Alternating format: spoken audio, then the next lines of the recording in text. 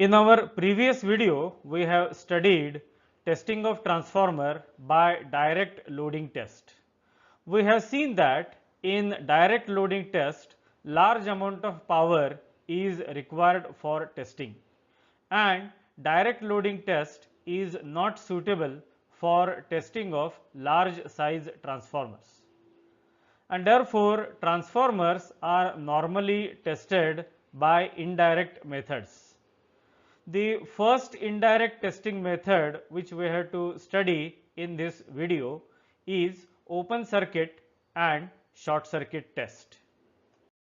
Let us first see the open circuit test. Suppose this is the transformer which is to be tested by open circuit test. In this test, one of the windings of transformer is kept open. Means either low voltage or high voltage winding is kept open. Now, as one winding is open, the transformer operates at no load, and therefore this test it is also called as no load test. This is also called as no load test or open circuit test. Now, here one winding is kept open and the other winding it must be connected to the supply of rated voltage and rated frequency. Now, to obtain the rated voltage we have to use an auto transformer, and therefore single phase AC supply is connected to the primary through an auto transformer. With the help of auto transformer, we can adjust the voltage across primary to its rated value. Means V1, this must be rated voltage of primary. And we have to note down the readings of voltmeter, wattmeter and ammeter. Suppose the voltmeter reading is V1, wattmeter reading is W0 and ammeter reading is I0. Now, in this case the secondary is open circuited. So, when secondary is open, you know that current flowing through primary is the no load current, and you also know that the magnitude of no load current is very small, and therefore current through primary winding is very small, and that is why you can see that the ammeter it is connected after voltmeter and wattmeter, so that ammeter measures the current through primary winding only.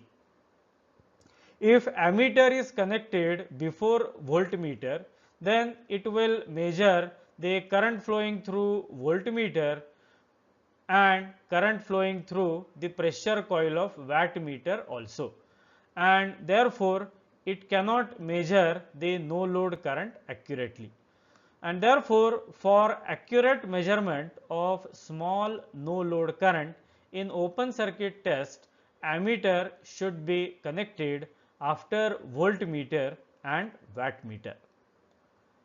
Now, here the no load current I0 it is very small and it is only 2 to 6% of the rated or full load current. For example, if full load current of transformer is 100 ampere, then I0 will be 2 ampere to 6 ampere. So, I0 it is very low as compared to the rated current or full load current.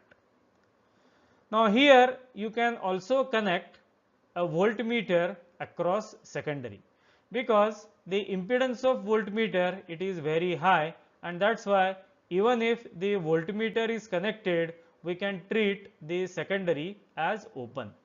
The advantage of connecting voltmeter across secondary is we can measure the secondary voltage V2, and if you know V2 and V1, you can calculate the transformation ratio or voltage ratio of transformer. Now, here you have to note that generally the high voltage side of transformer it is kept open and rated voltage is applied to the low voltage side. Means the winding which is kept open, it is normally HV, and the winding which is connected to supply, it is normally LV. There are two reasons for this. The voltage in case of LV winding, it is low.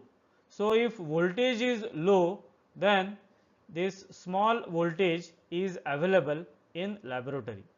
Then second reason is, on HV side the current is low, and therefore no load current will be very low, and therefore it will be difficult to measure the no load current accurately if HV side is connected to supply. And that is why normally low voltage winding of transformer, it is connected to supply, and high voltage winding of transformer is kept open in case of no load or open circuit test. Let us now see what wattmeter reading W0 indicates in open circuit test. Now here W0 is nothing but power input to the transformer when secondary winding is open circuited. Now here, as the secondary is kept open, the output power of transformer is equal to 0. Now you know that input power, it must be equal to output power plus losses, and here output power is equal to 0 because secondary is open, and therefore wattmeter reading W0, it must be equal to losses.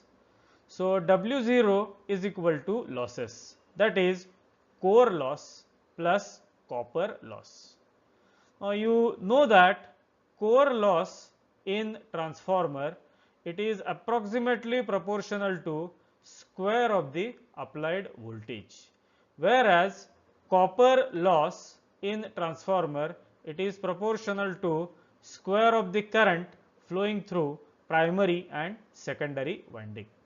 Now in open circuit test, voltage applied is rated voltage, and therefore core loss is also equal to its rated value. Now let us see what is the copper loss in case of open circuit test. Now in open circuit test, secondary current I2 is equal to 0, and therefore copper loss in secondary is also equal to 0.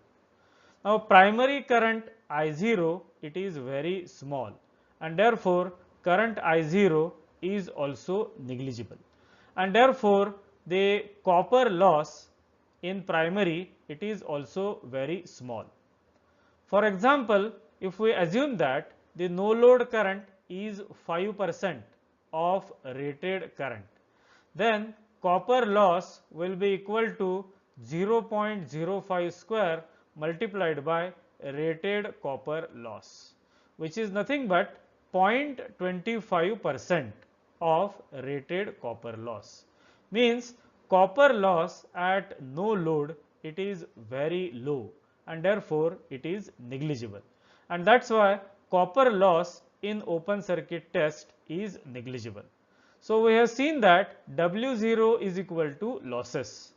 However, copper loss here, it is negligible, and therefore in case of open circuit test, wattmeter reading W0, it indicates core loss or iron loss in transformer, and therefore from open circuit test we can determine the core loss or iron loss taking place in transformer.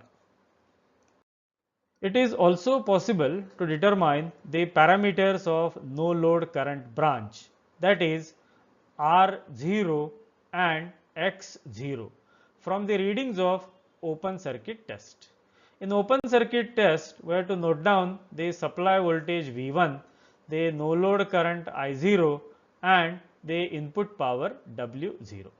Now here I have drawn the equivalent circuit of transformer referred to primary. Now in no load test, secondary is open, and therefore I2 dash it must be equal to 0.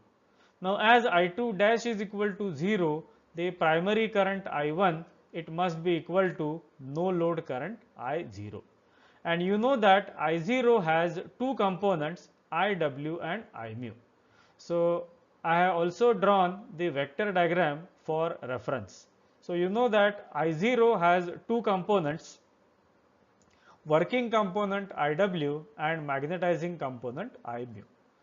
So let us now see how to determine R0 and X0. Now here the input power to the transformer, that is W0, it must be equal to V1 into I0 into cos phi 0. Now here phi 0 it is the angle between V1 and I0, means cos phi 0 it is power factor of transformer at no load, and therefore W0 it is V1 I0 cos phi 0. So from this equation you can determine the no load power factor cos phi 0, as cos phi 0 it is W0 divided by V1 into I0. Now you know that what is the magnitude of working component IW. So the core loss component of no load current, that is IW, it is equal to I0 cos phi 0, whereas the magnetizing component of no load current, that is I mu, it is I0 sin phi 0. So if you know I0 and if you know cos phi 0, you can calculate IW and I mu. Now here IW is current through R0 and voltage across R0 is V1, and therefore R0 must be equal to V1 upon IW, and therefore core loss resistance R0 it can be calculated as V1 divided by IW ohm. Similarly, current flowing through X0 it is I mu, and voltage across X0 it is V1, and therefore magnetizing reactance X0 can be determined as V1 divided by I mu ohm. So in this way you can determine R0 and X0 from the readings of no load test. Now here you have to note one thing, that the parameters R0 and X0 are referred to the side on which the no load test is performed.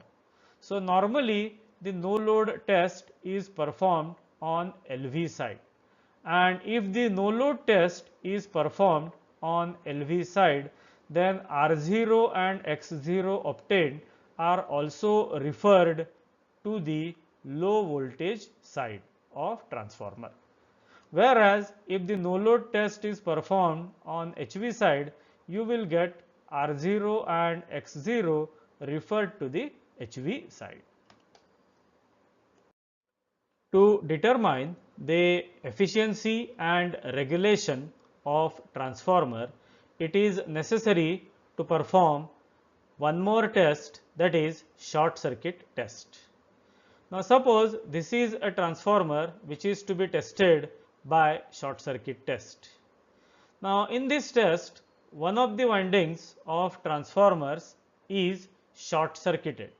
So here either low voltage or high voltage winding of transformer is short circuited, and the other winding it is connected to the supply, again through an auto transformer. So here single phase AC supply is connected to this primary winding through an auto transformer.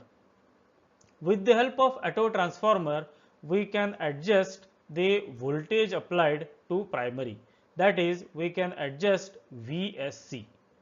Now here the voltage VSC is adjusted such that current flowing through primary as well as secondary it is equal to full load current or rated current, means we have to adjust VSC such that current flowing through primary, it is equal to I1 full load, and current flowing through secondary, it must be equal to I2 at full load.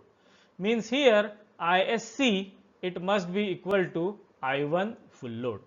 And then we have to note down the readings of wattmeter, that is WSC, reading of ammeter, that is ISC, and reading of voltmeter, that is VSC. So here ISC must be equal to full load current or rated current. Now here the voltage VSC required to circulate the full load current, it is very small. And why it is small? Because the secondary winding of transformer is short circuited, and therefore VSC is normally 2 to 6% of the rated voltage. For example, if rated voltage on primary side V1, say it is 100 volt, then VSC will be equal to 2 to 6 volt. So such a small voltage is sufficient to circulate full load currents on primary and secondary side, because secondary side of transformer, it is short circuited. Now here you can note the position of voltmeter. So here voltmeter, it is connected directly across the transformer winding, because here VSC, it is very low. If voltmeter is connected before ammeter, then it will measure the voltage drop in ammeter and voltage drop in current coil of wattmeter, in addition to the voltage across primary winding. So to accurately measure the small voltage VSC, voltmeter must be directly connected across the terminals of primary winding. Now in this case also you can insert an ammeter on secondary side. So on secondary side, in this short circuit, we can insert one ammeter to measure the secondary current I2. Now resistance of ammeter, it is very low, and therefore this will similar to the short circuit. Now normally this short circuit test, it is performed on high voltage side, means low voltage side of transformer, it is short circuited, whereas supply is connected to high voltage side, means the winding which is short circuited, normally it is LV, means here capital A1 A2, these are connected to supply, means HV winding, it is connected to supply, whereas small A1 A2, that is LV winding, it is short circuited. Now the reason is, in case of short circuit test, VSC, it is small. Now if it is performed on LV side, then VSC will be very, very small, and therefore it is difficult to measure the small voltage accurately. Another reason is, on HV side the current is less, means if the supply is connected on HV side, the current which is to be measured is I1 full load, which is less as compared to I2 full load. So this small current can be easily measured with the help of ammeter, and that's why normally the short circuit test is performed on HV side of transformer. Let us now see what is the input power, that is WSC, in case of short circuit test.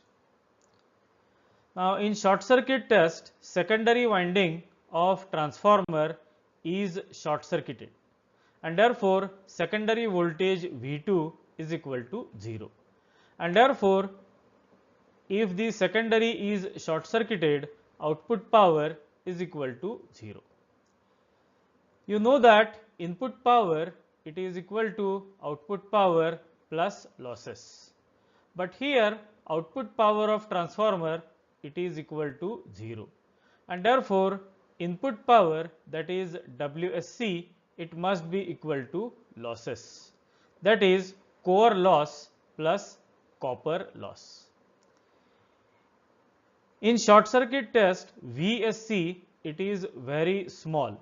It is 1 to 6% of rated voltage, and therefore core flux phi, it is also small. It is also about 1 to 6% of rated core flux.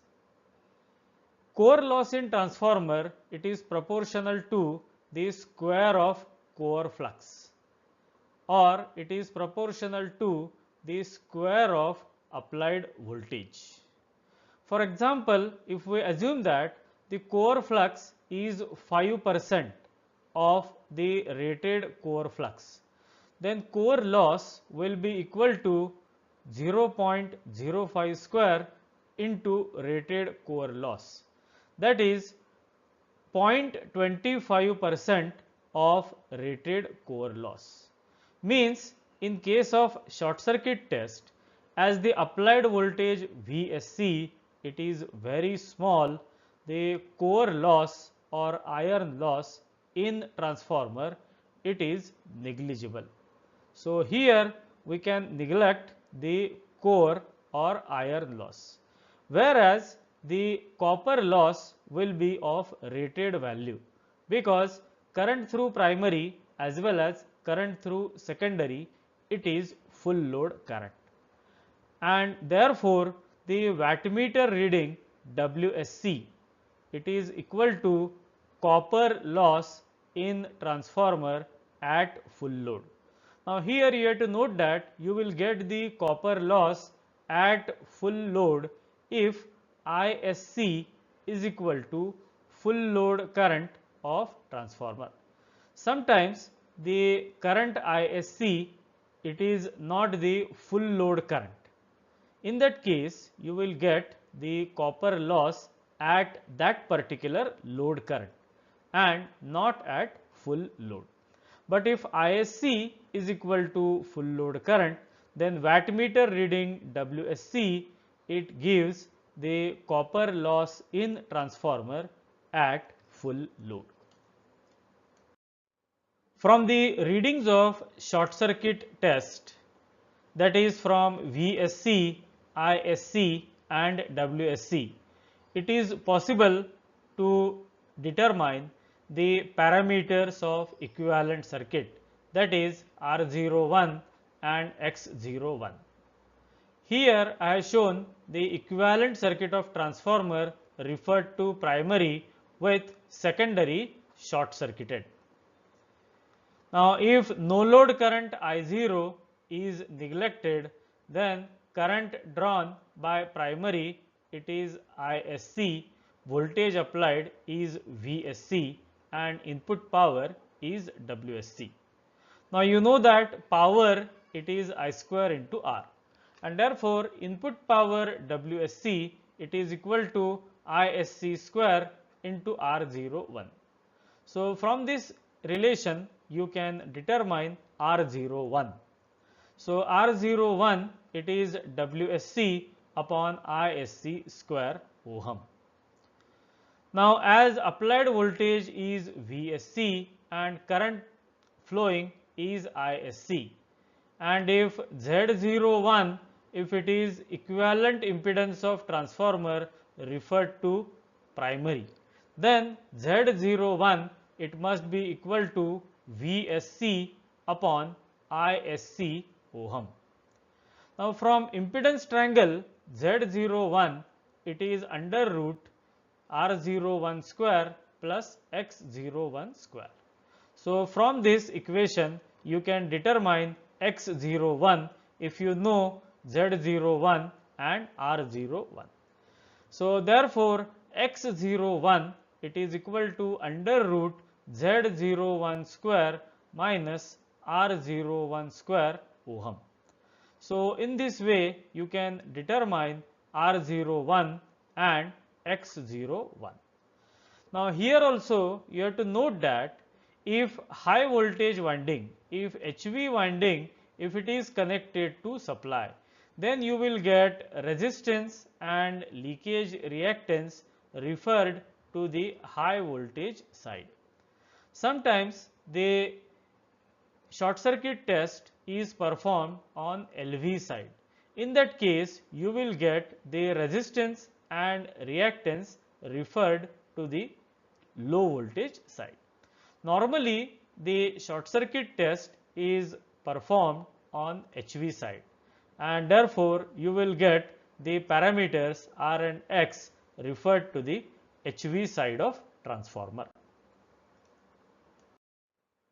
It is possible to determine the efficiency of transformer at any load using the readings of open circuit and short circuit tests.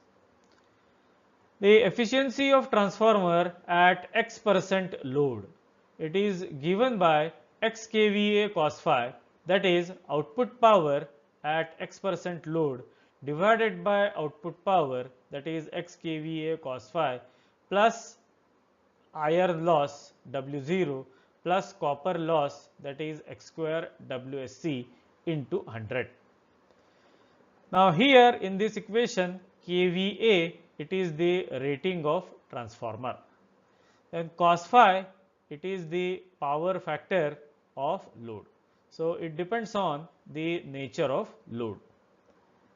Then W0, it is nothing but the wattmeter reading in open circuit test, which is equal to iron or core loss in transformer, and WSC, it is wattmeter reading in short circuit test, which is nothing but copper loss in transformer at full load.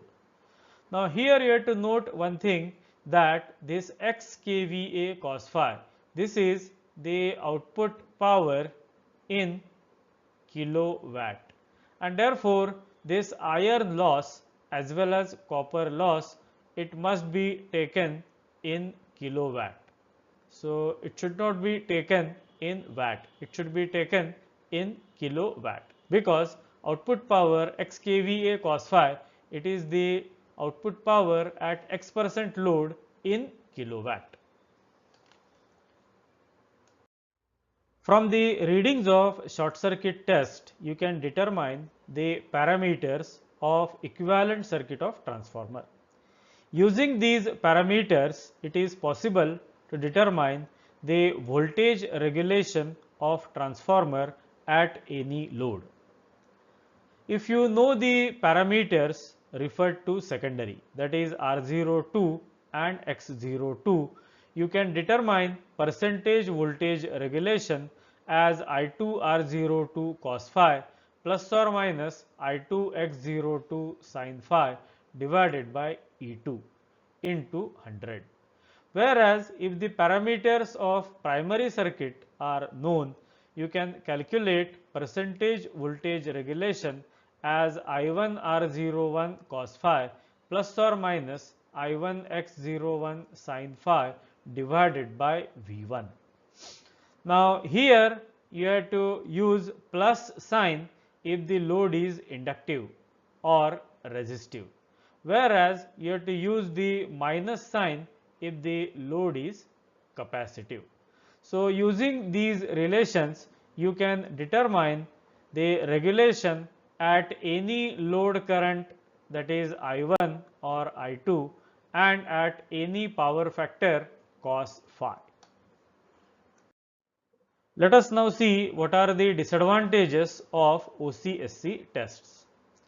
The major disadvantage of these tests is performance of transformer under actual loading conditions cannot be checked. For example, temperature rise and noise at full load, it cannot be checked with the help of OC and SC tests, because in these tests the transformer is not actually loaded up to full load. Another disadvantage is the method gives less accurate results, as compared to the direct loading test. But there are many advantages, and because of these advantages, normally the transformer is tested with the help of OC and SC tests.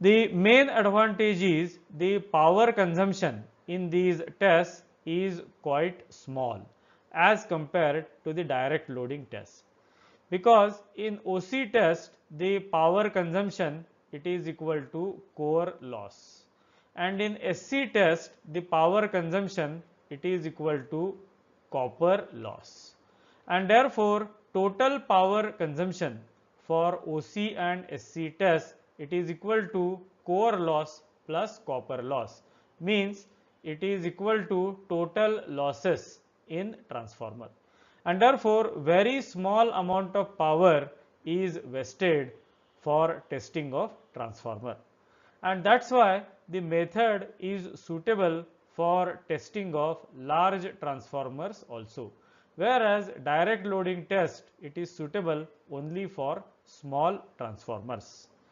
Another important advantage is it is possible to determine the parameters of equivalent circuit of transformer, and once the parameters are known, you can determine the performance of transformer at any load and at any power factor with the help of the parameters of equivalent circuit. In this video, we have studied the first indirect testing method of transformer, that is open circuit and short circuit tests. But these tests are not useful for determination of temperature rise. For determination of temperature rise, we had to perform Sumner's or back-to-back tests. In our next video, we will first solve numerical problems on OC and SC tests, and after that we will learn Sumner's or back-to-back test. Thank you.